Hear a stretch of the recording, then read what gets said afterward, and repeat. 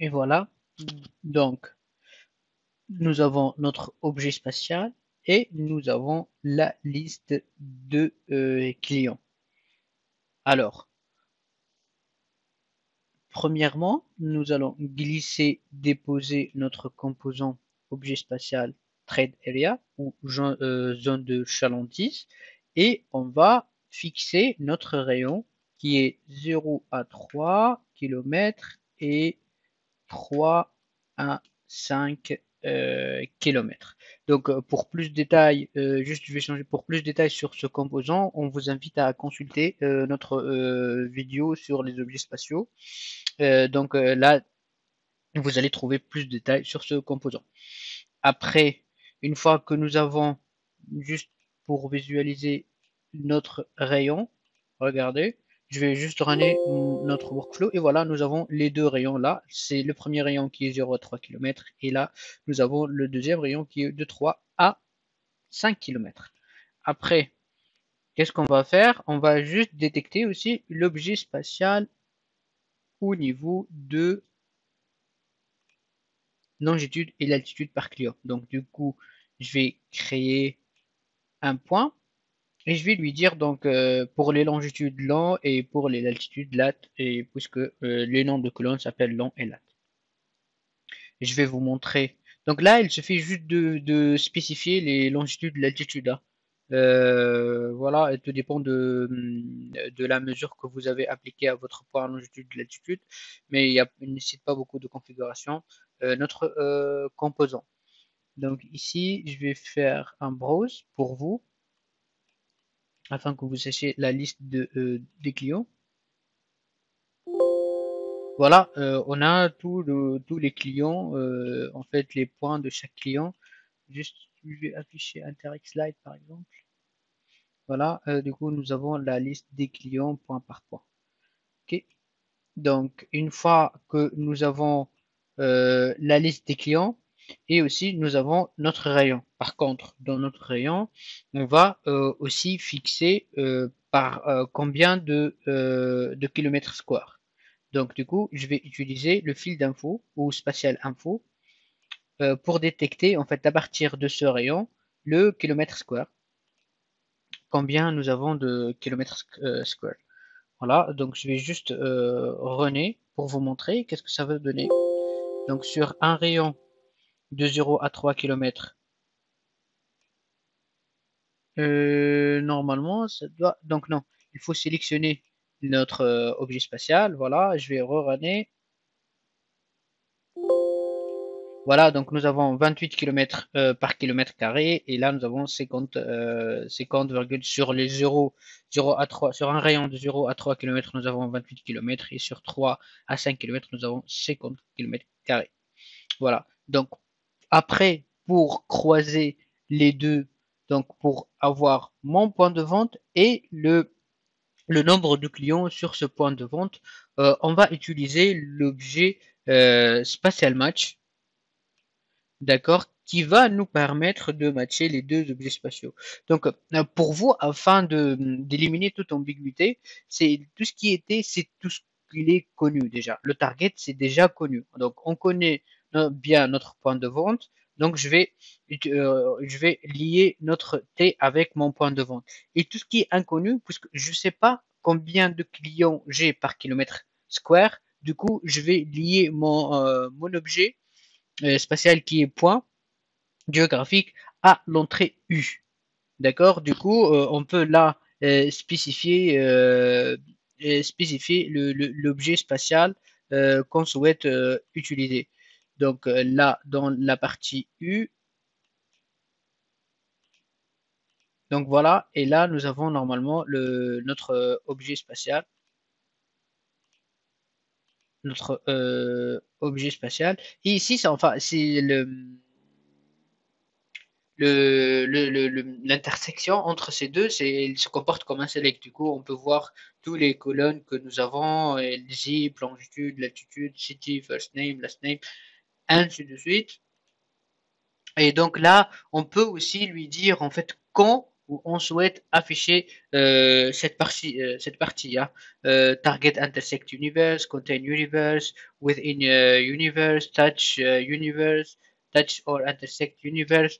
Donc du coup, je vais vous montrer, je vais laisser le target intersect universe et voilà, on peut regarder ensemble euh, qu'est-ce que ça va nous donner. Donc du coup, je vais juste ajouter un browse comme d'habitude sur notre output, notre main output.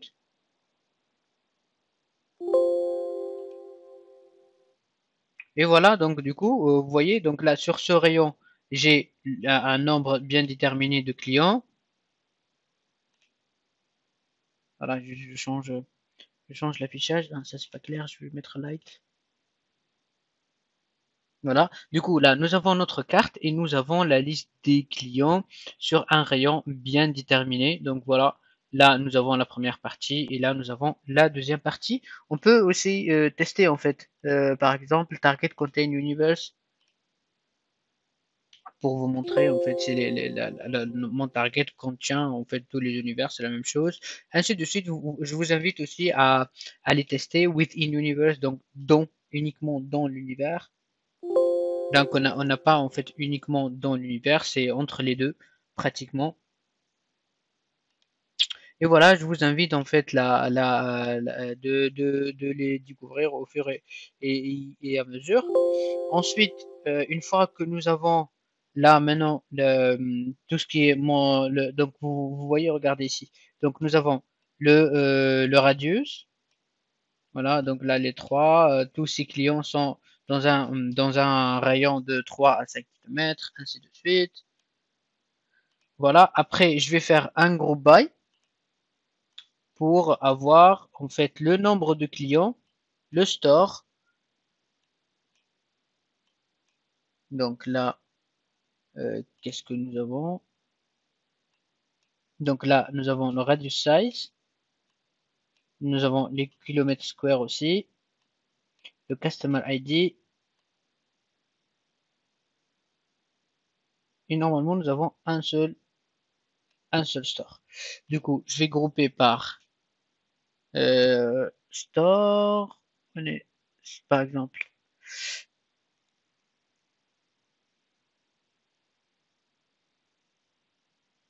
c'est quoi donc label normalement c'est ça. Donc je vais grouper par label, je vais faire un aussi normalement aussi je vais faire un group by par area kilomètre square et je vais faire un count distinct de nombre de clients ou un count.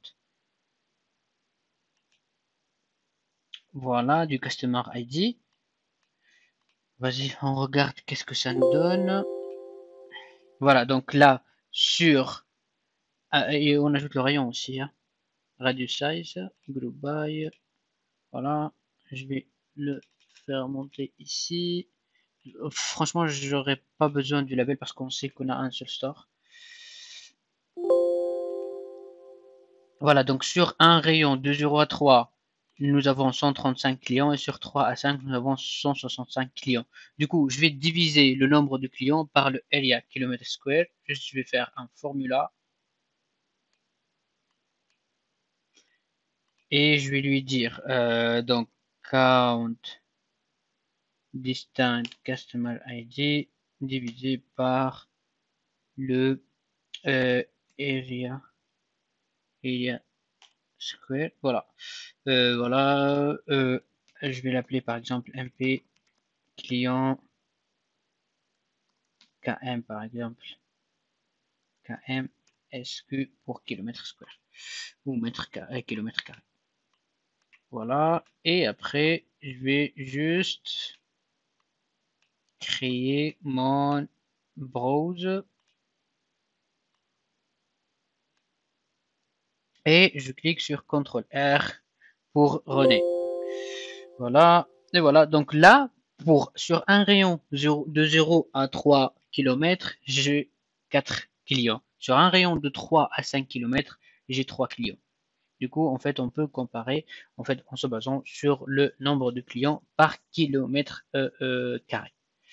Voilà. Durant cette vidéo, nous avons encore ou fait un petit rappel sur le trade area.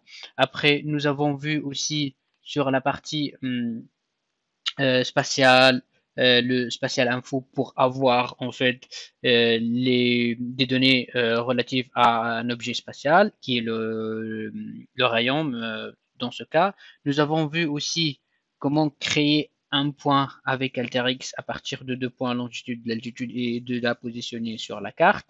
Ensuite, nous avons vu aussi le spatial match pour matcher 2 points géographiques et après calculer en se basant sur les points géographiques, calculer la densité des clients par kilomètre square. Merci beaucoup et à la prochaine vidéo.